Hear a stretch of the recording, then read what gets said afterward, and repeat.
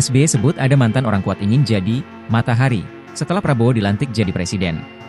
Ketua Majelis Tinggi Partai Demokrat Susilo Bambang Yudhoyono, SBY, mengingatkan bahwa hanya ada satu matahari terkait kepemimpinan dalam partai politik dan pemerintahan.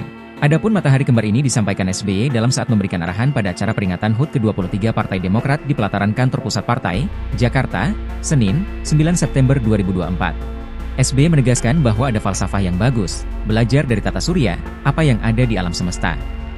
Di alam ini, hanya ada satu matahari, tidak ada lagi. Sama dengan Partai Demokrat yang kita cintai, hanya ada satu matahari, yaitu Ketua Umum kita.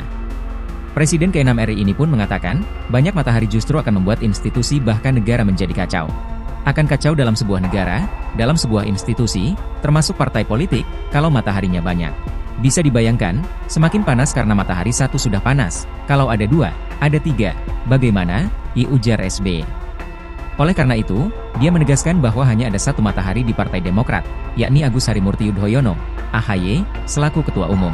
Lebih lanjut, SBY mengajak semua kader Demokrat yang hadir untuk kembali ke masa lalu, ketika Partai Demokrat melaluinya dengan penuh tantangan. Hampir 10 tahun menjadi partai di luar pemerintahan karena memang ada pihak yang tidak menginginkan Partai Demokrat berada di pemerintahan. Tidak mudah, ujar SBY. Sementara itu Direktur Parameter Politik Indonesia, PPI, Adi Praitno menilai, pernyataan mantan Presiden Susilo Bambang Yudhoyono, SBY, soal matahari kembar ditujukan kepada seseorang yang masih ingin cawe-cawe setelah Presiden terpilih Prabowo Subianto resmi menjabat.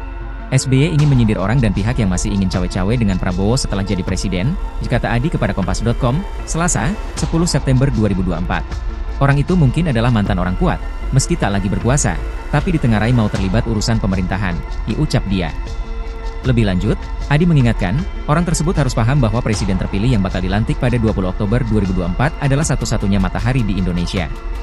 Dengan kata lain, Prabowo adalah satu-satunya pemimpin tertinggi negara. Yang lain minggir bukan siapa-siapa yang tak punya hak ikut campur urusan negara, kata dia.